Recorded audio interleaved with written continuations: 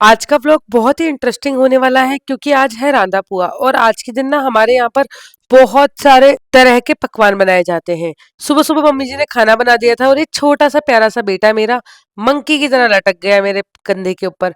पहले तो उसकी फरमाइश थी, मम्मी मैं दादाजी के पास खाना खाऊंगा, माँ के पास बैठकर खाना खाऊंगा। फिर बोलता है मैं आपके पास बैठकर खाना खाऊंगा। तो फिर मैंने इसको रूम में ही बेड पर ऊपर बिठाया दरी बिछाकर, क्योंकि मुझे पूरे घर में झाड़ू और पोछा लगाना था और ये खाना खाने में बहुत देर लगा देगा। इसीलिए मैंने सोचा क्यों ना इसे ऊपर बिठा देती हूँ और फिर मैं पूरे घर में अच्छे से झाड़ू पोछा लगा पाऊंगी। वरना अभी फर्श पे बिठाऊंगी तो फिर इसको उठाना पड़ेगा और वो अच्छा नहीं लगेगा खाना खाते समय उठाना। आज के दिन तो वैसे भी ना सभी महिलाएं घर के काम निपटाकर किचन में ही लग जाती हैं और शाम तक किचन में ही लगी रह जाती हैं, क्योंकि आज बनाते हैं हमारे यहाँ पर बहुत सारे पकवान। आप लोग कमेंट करके बताना कि आपके यहाँ भी ऐसा होता है।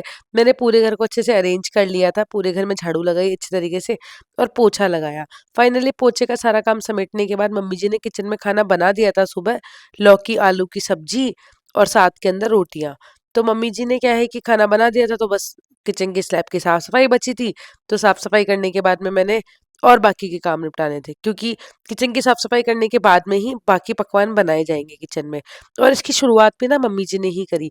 छोटी-मोटी चीज़ें करते-करते हमारे घर में 9 कंडवारे भरे जाते हैं आज के दिन। और स्पेशली मैं बता देती हूँ, हमारे घर में जो भी बनता है ना वो हम शीतला माता को भोग लगाते हैं। तो चाहे वो पापड़ भी क्यों ना हो। और किचन की स्लैब की साफ-सफाई करके बारी आती है बर्तनों की। बर्तन सारे मांजने के बाद में अब मैं आऊँगी बालकनी में, क्योंकि मुझे बालकनी भी धोनी है। एक बार घर के सारे काम निपट जाए ना तो उसके बाद में क्या है कि रांदा पुआ बनाने की तैयारियों में लग जाएँगे। रांदा पुआ हमारे घर में इस तरीके से बोला जाता है, आज के दिन हम लोग शीतलाष्टमी के दिन के लिए भोग बनाते हैं, जो कि रात को मतलब रात तक बना के उसको तैयार कर लेते हैं और फिर वो ठंडा भोजन कल माता जी को भोग के रूप में चढ़ाया जाता है, शीतला माता को। ये वाला रिचुअल किस किस के घर में होता है कमेंट करके जरूर बताना। फिर थोड़े बहुत बर्तन और हो गए थे, तो मैंने वो बर्तन भी मांजे, कपड़े धोने के लिए मशीन लगाई और फिर मैंने कपड़े सुखाए। चलो भाई, घर के जो मेन मेन जरूरी काम थे ना वो निपट गए। फिर मैंने जयदेव को नहलाकर तैयार किया। भाभू यहाँ पर अपना टीवी देख रही थी। टीवी यानी कि लैपटॉप में ही मैं उनको उनके फेवरेट सीरियल चला के दे देती हूँ भगवान से रिलेटेड। तो जयदेव भी देख लेता है और भाभू भी देख लेती है। तो जब से भाभू आई ना तब से मैं स्पेशली भाभू को चला कर देती हूँ। फिर मम्मी जी ने यहाँ पर ये पोहे बनाने का घोल तैयार कर दिया, आटा लगा दिया। ये गेहूं का आटा है जो कि शक्करपारे बनाने के लिए, मतलब इसमें चाशनी डालकर इसको आटे को गूथा है, मोइन डाला है घी का। चावल, हलवा, राबड़ी जो कि हमारे यहाँ स्पेशली बनता ही है। उसके अलावा मैंने लगाया ये जो मम्मी जी ने आटा लगाया था ना अभी शक्करपारे बनाने के लिए, इस आटे को ऐसे रेडी करते हैं। इसके अंदर है ना, आटे के अंदर गेहूं का जो आटा होता है ना उसके अंदर चाशनी बनाकर मीठी चाशनी डालते हैं गूथते समय ही, और उसके अंदर मोइन भी अच्छा डाल लेते हैं। फिर इस तरीके से आटा सेट होने के बाद में इस तरीके से बेल बेल कर कट कर करके इसके शक्करपारे बनाते हैं। और इन शक्करपारों को पहले हम सुखाएंगे और फिर बाद में तलेंगे। तो इस तरीके से हम लोग इनको बनाते हैं। आप लोग कमेंट करके बताना आपने खाए हैं शक्करपारे, यहाँ बनते हैं आपके। और जिनके यहाँ शीतला माता की पूजा की जाती होगी ना उनके यहाँ तो स्पेशली बनते ही होंगे। एकदम गुणे बनाते हैं ना बिल्कुल वैसे ही बनते हैं ये, और बहुत बढ़िया भी लगते हैं। हेल्दी के हेल्दी होते हैं और टेस्टी के टेस्टी होते हैं। आज मम्मी जी ने बहुत सारी चीजों के ऑर्डर दे दिए थे। एक्चुअली बात बताओ, मम्मी जी ने 2 किलो मैदा मंगवाई थी, 1 किलो पहले से ही रखी थी घर पर। तो हो गई 3 किलो, और फिर शाम को 2 किलो मैदा मैंने और मंगवा ली। तो लगभग 5 किलो मैदा का तो आज मैंने बहुत सारा सामान बनाकर रेडी किया। शाम से रात ही हो गई थी और बहुत मेहनत लगती है भाई बनाने में, सही बताऊं तो बहुत मेहनत लगती है। हम लोग क्या करते हैं कि एक बार इन सबको अच्छे से इस तरीके से तैयार कर लेते हैं, और इसको तैयार करने में ना समय बहुत लगता है। अब ये जैसे किचन की स्लैब पर मैं बना रही हूँ ना, तो किचन की स्लैब को मैंने अच्छे से धो लिया था, उसके बाद ही बना रही हूँ। तो आप लोग नेगेटिव कमेंट मत करना कि आप स्लैब पर इस तरीके से बना रहे हो। ये एक किचन की स्लैब हमने बढ़िया तरीके से साफ कर ली है, कोई दिक्कत नहीं होगी। तो इस तरीके से बड़ी बड़ी लोइयां बनाकर हम लोग इसे बेल लेते हैं, और जितना हमें मोटा बनाना है ना शक्करपारा उसके अकॉर्डिंग इसे बेलते हैं एकदम बड़ी सी रोटी बनाकर। फिर इसको चाकू की सहायता से कट करके शक्करपारों को शेप दे देते हैं। और एकदम रफली तरीके से शेप दी है मैंने। मम्मी जी ने, मुझे तो शुरू में लग रहा था कि भाई मैंने बहुत गलत शेप दे दी, लेकिन मम्मी जी ने कहा एकदम बढ़िया है, मैं तो इससे भी बड़े बनाने वाली हूँ। फिर मैंने कहा ठीक है मम्मी जी, तो यही बनने देंगे। उसके बाद में हम लोग क्या करते हैं कि एक रूम में पंखा चलाकर वहां पर कोई साड़ी या फिर कोई कपड़ा बिछा देते हैं, सूती कपड़ा। तो वो क्या है कि वो बिछाने के बाद में वहाँ पर उसको फैला देते हैं, जो भी ये शक्करपारे हम कट कर रहे हैं ना पीसेज़ में, ये सुखा देंगे। फिर उसके बाद में उनको जब सूख जाएँगे ना तब हम उनको तेल में तलेंगे। आज हमारे घर में सभी औरतें लगी हुई थी अपनी-अपनी ड्यूटी पूरी करने में। मम्मी जी सबसे पहले लग गई थी, जब तक मैं जयदेव को नहला रही थी ना तभी मम्मी जी लग गई थी। और अधिकतर महिलाएँ क्या है थोड़ा-सा रेस्ट करती हैं काम के बाद में, उसके बाद में किचन में लगती हैं। बट हम लोग ना काम करने के जस्ट बाद में हाथ-मुँह धोकर यहीं आ गए और सारे काम इसी काम में सारे लोग इसी काम में लग गए घर में। मैं जैसे इस तरीके से इसको बेल-बेल कर कट करके पीसेज़ में कन्वर्ट कर रही थी और फिर मेरी नंद मदद करवा रही थी इनको सुखवाने में। इस तरीके से हमने बहुत सारे आइटम बनाए हैं। देखो अभी आपको बताती हूँ, इस तरीके से हम लोग सुखा रहे हैं, बेड के ऊपर ही मम्मी जी ने साड़ी फैला दी है। यहाँ पर जो ये गोल-गोल रखी हुई है, ये है आटे की पापड़ियाँ, जो कि बहुत टेस्टी लगती है जब ये बनती है ना, जब बहुत टेस्टी लगती है खाने में। आप लोग कमेंट करके बताना कि आज के दिन जो रांधा पुआ होता है उसमें आप मैदा का ही सामान बनाते हो या आटे का भी बनाते हो? देखो हमारे मिक्स बनता है, जब हम छोटे थे ना तो हमारे घर में ना बहुत सारे आइटम्स बनते थे और आज ना वही दिन याद आ जाते हैं जब हमारे घर में इतना सब कुछ बनता है। आज अगर मायके में देखा जाए ना मेरे तो इतने पकवान नहीं बनाते हैं, बनाते भी हैं नौकरनवारे भरने के लिए बनाते हैं, वो बस उतना-उतना ही बनाते हैं कि हाँ, बस सब खा लें एक बार में और कंडवारे जितने भरने होते उतने, हम लोग थोड़ा ज़्यादा बनाते हैं यहाँ पर। पर मुझे अच्छा भी लगता है भाई बचपन में ना मम्मी बहुत सारे बनाती थी, स्कूल से आते थे हम लोग और मम्मी बहुत सारा आटा लगा कर रेडी रखती थी, अम्मा और मम्मी दोनों लगे रहते थे बनाने में और अच्छा भी लगता था भाई सही बताऊँ तो बहुत खुशी होती थी। फिर ये आटे की जो पूड़ियाँ मम्मी जी ने बनाई ना पापड़ियाँ इस तरीके से, इनको भी मैं यहाँ पर सुखा दूँगी और अब आप सोचोगे इतना सारा और आइटम बनाओगे वो कैसे सुखाओगे? तो मैं बता देती हूँ ये भी थोड़ी देर बाद पंखा चल रहा है ऊपर, तो पंखे की हवा से बढ़िया सूख जाएगा तो इनको एक जगह इकट्ठा करके एक बर्तन में डाल देंगे और इस जगह पर हम दूसरी चीज़ें अच्छे से सुखा देंगे। जो भी हम आगे बनाने वाले हैं। अमन जी घर पर आ गए थे खाना खाने के लिए और भाभू और जयदेव को देखो भाई बढ़िया अपना सीरियल देख रहे हैं। अमन जी से आज मैंने तेल मंगवा लिया था घानी से। ये प्योर तेल है मूँगफली का और सरसों का। इसमें से 4 लीटर तो है मूँगफली का तेल और 1 लीटर है सरसों का। सरसों का इतना कम इसलिए लाए क्योंकि सरसों का तेल ऑलरेडी घर पर रखा हुआ है, इसीलिए इतना कम लाए हैं। आटे का सामान रेडी करने के बाद में अब बारी आती है मैदे का। मम्मी जी ने इसमें घी का मोइन डाल दिया था, अजवाइन डाल दी थी, नमक डाल दी थी और इस तरीके से अब मैं आटा लगाऊँगी और बिल्कुल सावधानी से आटा लगाना होता है क्योंकि अगर ज़्यादा पानी गिर जाता है ना तो ये जो डो है ना वो बहुत पतला हो जाता है और फिर इससे वो शक्करपारे, पेठे, मठरियाँ ये सब अच्छी नहीं बनती है। तो एकदम परफेक्ट डो बनाकर तैयार करना होता है। ना ही तो ज़्यादा पतला और ना ही ज़्यादा मोटा, उस तरीके का ही बनाओ मतलब ना ही ज़्यादा पतला या ना ही ज़्यादा टाइट आटा। और भई आज तो जयदेव ने ना रिकॉर्ड तोड़ दी है, नीचे नहीं गया लड़का भाई बिल्कुल भी गौरी के पास में। क्योंकि आज इसको पता है ना इतना सारा सामान बन रहा है, जिस कमरे में हमने वो सामान सुखा रखा है ना, वहाँ जा रहा है, उनको चेक करके आ रहा है, भाई कुछ ना कुछ तो गड़बड़ करके आ ही जाता है ये लड़का। फिर हम लोग बैठ गए अंगूर खाने के लिए, शाम को सब्जी वाली आंटी आई ना तो मम्मी ने हम सबके लिए अंगूर, अनार और केला 3 चीज़ लिए थे और साथ में सब्जी भी ली थी मम्मी जी ने। आज मम्मी जी ने ली है कद्दू की सब्जी, शाम को कद्दू और कैरी मिक्स होके बन जाएगी। बहुत टेस्टी सब्जी बनाती है मम्मी जी कद्दू कैरी मिक्स करके।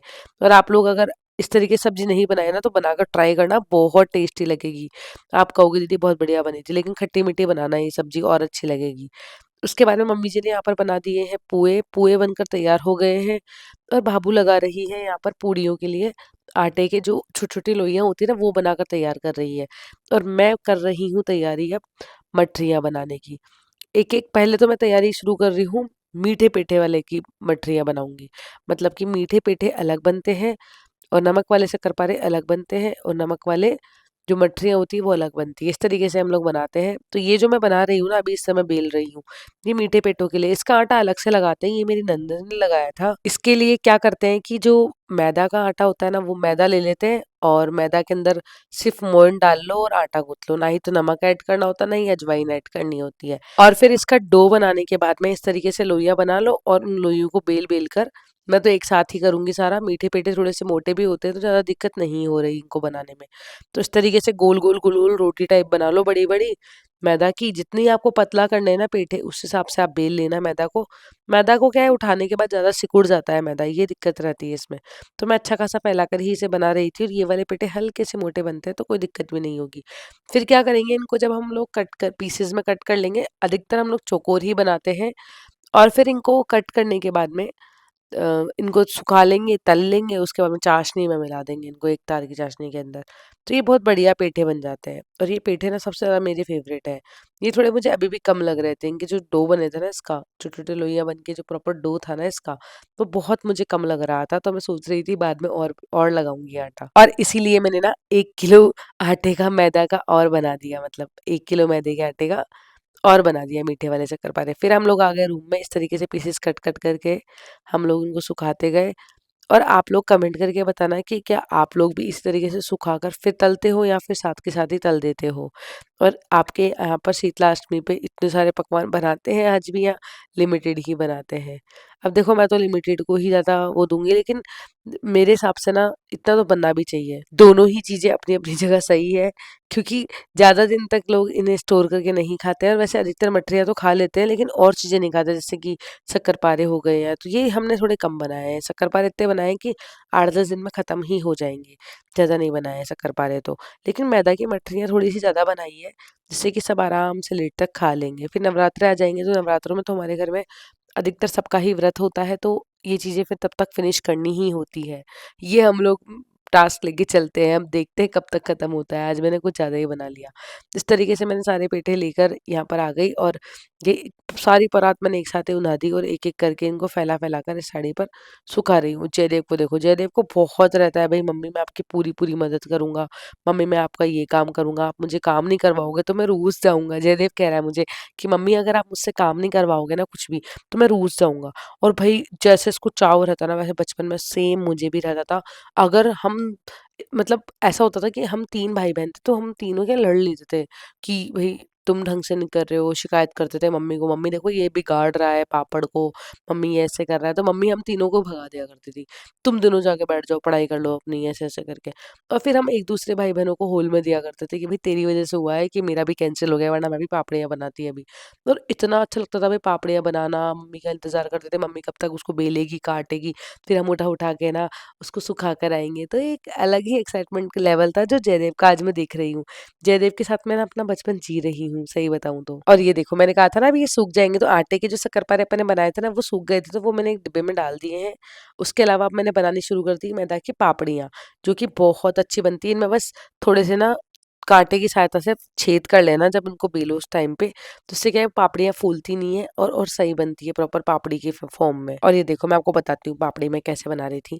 इस तरीके से बेल रही हूँ और मैदा देखो सिकुड़ जाता है भाई थोड़ा-सा ही वो करते, लेकिन अच्छे से दबा-दबा के वो करना। पापड़ी थोड़ी स्पेशल पतली ही बनती है ज़्यादा, और हमारे यहाँ स्पेशल पतली बनाते हैं। आप लोग कमेंट करके बताना आपके यहाँ थोड़ी मोटी बनती है या नॉर्मल पतली बनती है या मीडियम बनती है। देखो हमारे यहाँ पतली ही बनती है पापड़ियाँ तो, और ये छेद करने से या फूलेगी नहीं ना तो और भी टेस्टी बनेगी। इन पापड़ियों को ना दही वगैरह डालकर और उसके अंदर आराम से उबला हुआ आलू डालकर, मसाले वगैरह डाल के, बेसिक मसाले जो होते हैं वो, और उसके साथ में हरी चटनी ये मीठी वाली चटनी जो कि इमली की बनाते हैं वो, ये ऐसे डालकर अच्छे से चाट बनाकर भी खा सकते हैं घर में ही। और ये देखो गिलास की सहायता से मैं एकदम गोल-गोल पापड़ियाँ कट कर लूँगी, और इससे क्या है कि ज़्यादा मेहनत नहीं करनी पड़ती और गोल-गोल पापड़ियाँ आराम से कट होके तैयार हो जाती है। और पापड़ियाँ एक ही शेप में बढ़िया बनती है।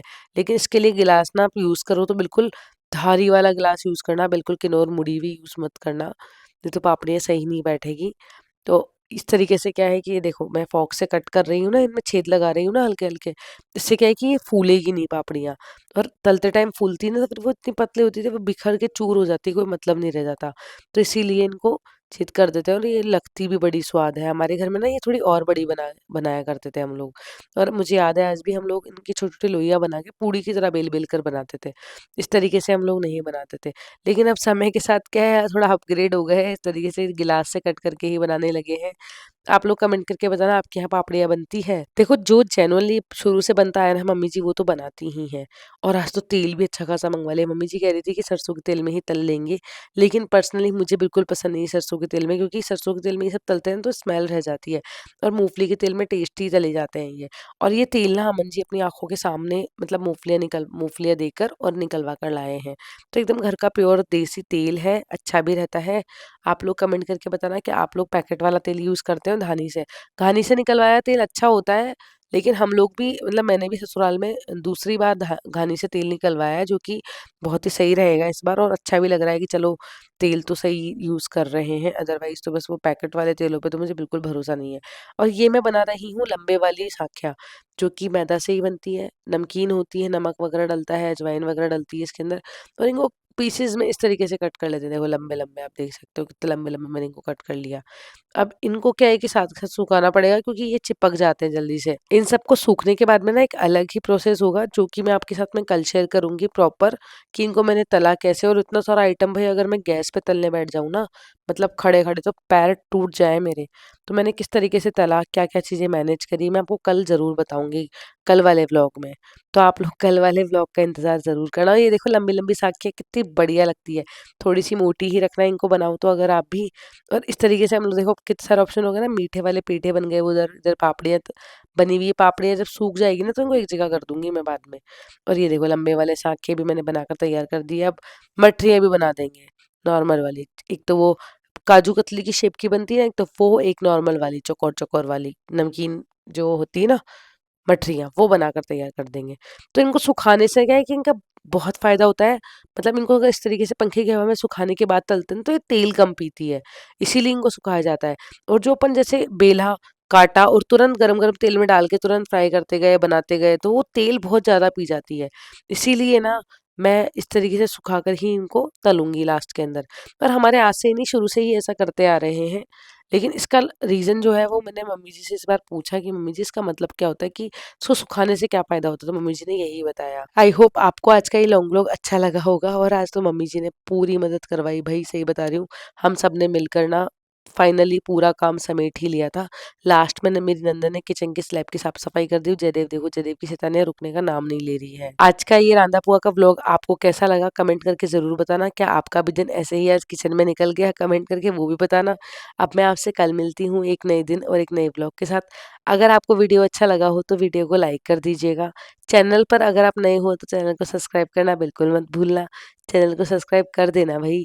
और हाँ आप अपनी तरफ से कोई सजेशंस मुझे देना चाहते हो तो कमेंट एरिया में कमेंट करके ज़रूर बताइएगा। मैं आपके कमेंट का रिप्लाई ज़रूर करूँगी। और उसके बाद में भई काम होता है ढेर सारे बर्तनों का, चिकने-चिकने बर्तन का। ये वाला काम थोड़ा चिकनाई वाला ज़्यादा हो जाता है। तो फाइनली नंदन ने किचन की स्लैब की साफ-सफाई करी, मैंने ढेर सारे बर्तन मांजे, और बर्तनों का तो भई बोलबाला ख़त्म होने का नाम ही नहीं हो रहा था। और इस तरीके से ये सारे बड़े-बड़े बर्तन मैंने आज निकाल लिए हैं अलमारी में से, बेड में से, जो कि आज काम आने वाले हैं। और ये बड़ी वाली कढ़ाई हम आज काम में लेंगे। चलिए कल मिलती हूँ, कल बताती हूँ आगे का क्या प्रोसेस रहा। बाय बाय, अपना ख़्याल रखिएगा।